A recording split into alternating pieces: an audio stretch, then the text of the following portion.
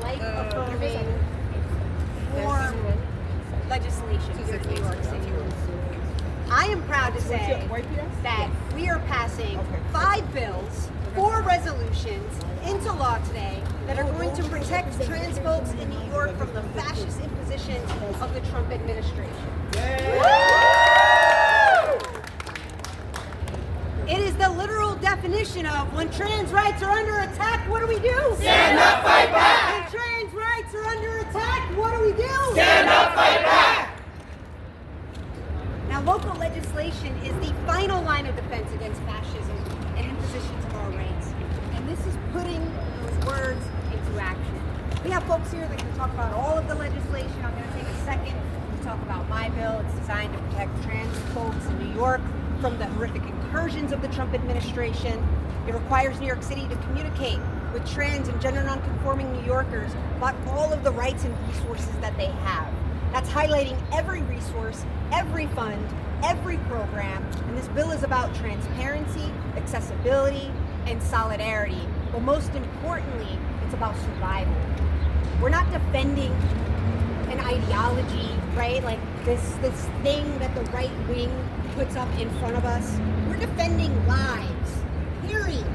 We're defending lives. So I'm glad to be here with my colleagues, so many incredible advocates to celebrate this amazing, amazing package to protect trans futures.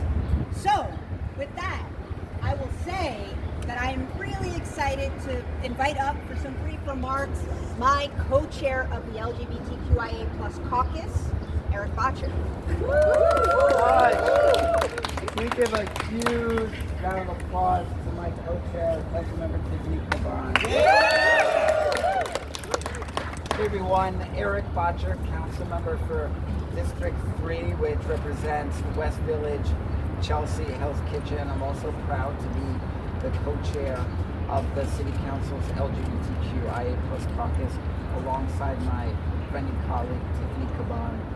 And I stand here today as a gay, white, cisgendered man who has benefited so tremendously by the progress we've made in our country. I was born a year before homosexuality was decriminalized in New York State. And I've seen in my lifetime significant progress, and I have enjoyed rights and privileges beyond what I ever thought imaginable in my lifetime. The truth is that progress is not shared by all members of our community. Huge segments of our community have been left out of that progress, particularly transgender and gender non-conforming people, trans women of color.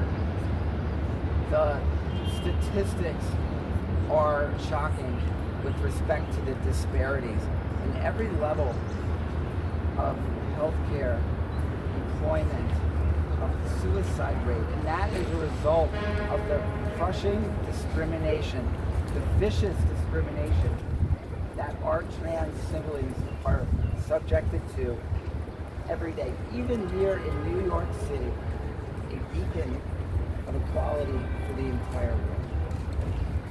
And on top of that, they are now subject to a concerted effort, an organized campaign to dismantle the rights that they do have.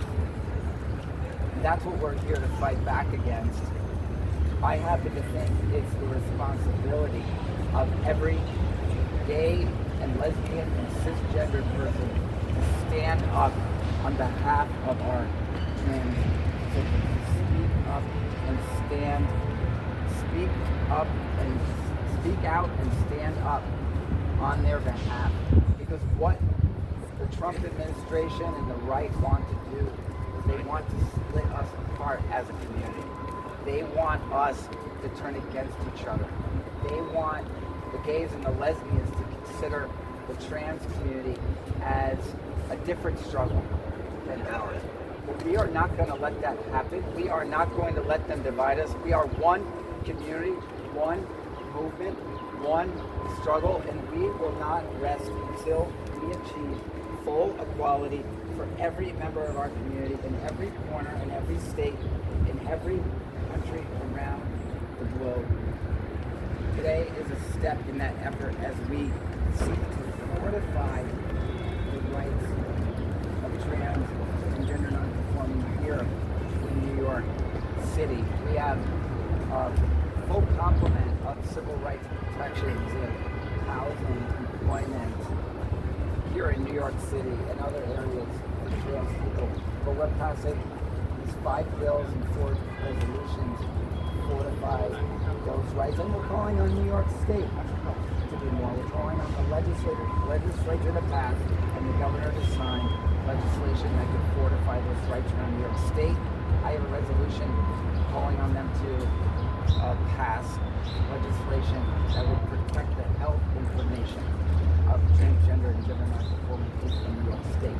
So today, this is one act of many. We have a lot of work to do.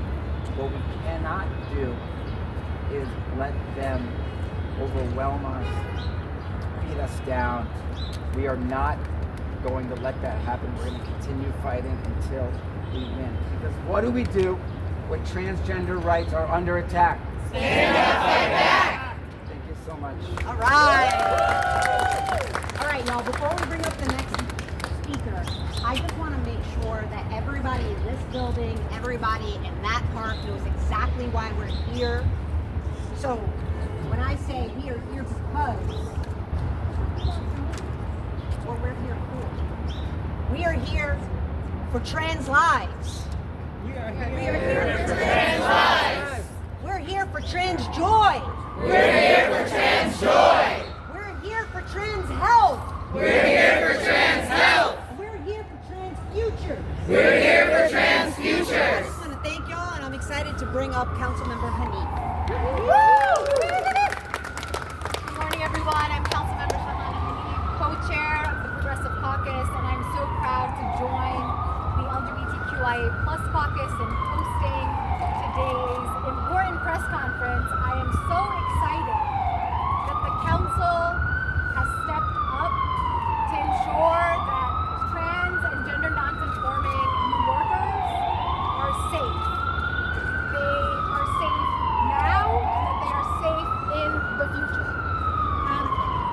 We know that some political leaders, close and far, are making it harder for transgender and gender nonconforming communities to be their true and full selves. Since the start of this year, over 850 anti-trans bills were introduced across the country, denying our communities basic health care, education, legal recognition, and the right to freely exist. This is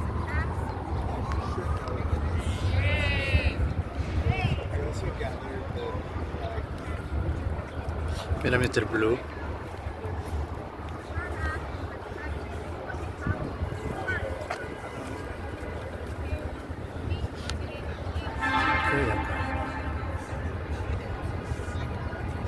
Oh.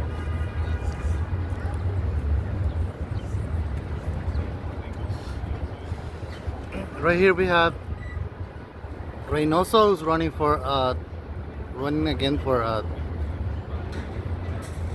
Brooklyn Board of President. That's what was going on. I thought was in opposition.